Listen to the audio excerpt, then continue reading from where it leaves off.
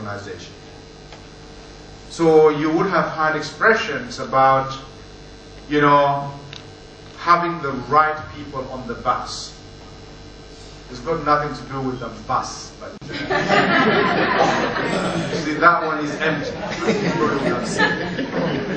But it's making sure that you have the right people within the team, within the organization, and by implication, getting the wrong ones off the bus. It's as important, you know, to get the right people off as it is to actually get the right people on it.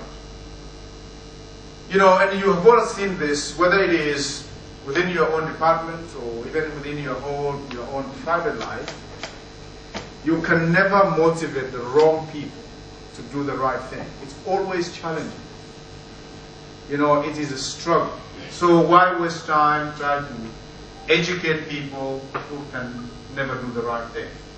Now, the right people have to be in the right place at every level.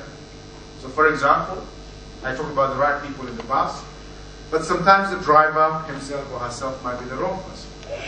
And so that also needs to be corrected, and the person above the driver has to make the right decision about the department head, the manager, or indeed the director. So that's a really, really important thing.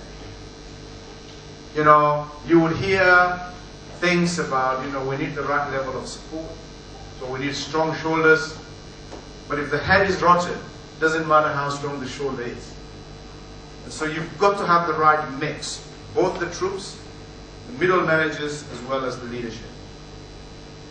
The third point that I would highlight is the issue around acting based on what data tells you as a manager.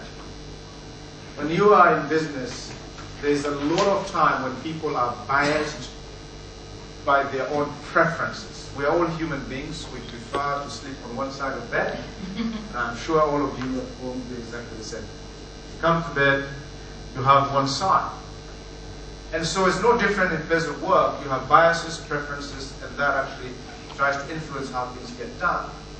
You have to be, as a manager, make sure that you get guided by brutal facts. If data and facts are telling you this, try and do something about it. Not because you have decided and announced a year ago this is what you're going to do, and what you have chosen to do and told the public, the facts tell you this is the wrong thing to do. So you've got to be prepared, and that's the agility that I talked about earlier on, for you to be prepared to shift things around well. The fourth point, I guess, is the issue around the hedgehog versus the fox philosophy. What a lot of organizations do is to make a choice between being good at very many small things, or actually having a really one big thing that you can outline to the business as a whole. So leaders who actually practice the hedgehog philosophy tend to answer three sets of questions generally. The first one is to ask yourself, what is it that we are good at? What are we best at? And you can't be best at everything. So you've got to ask yourself, as an individual, as an organization, where do we have a competitive advantage, and where are we much better at the competitors? The second one is the issue around what are we really passionate about?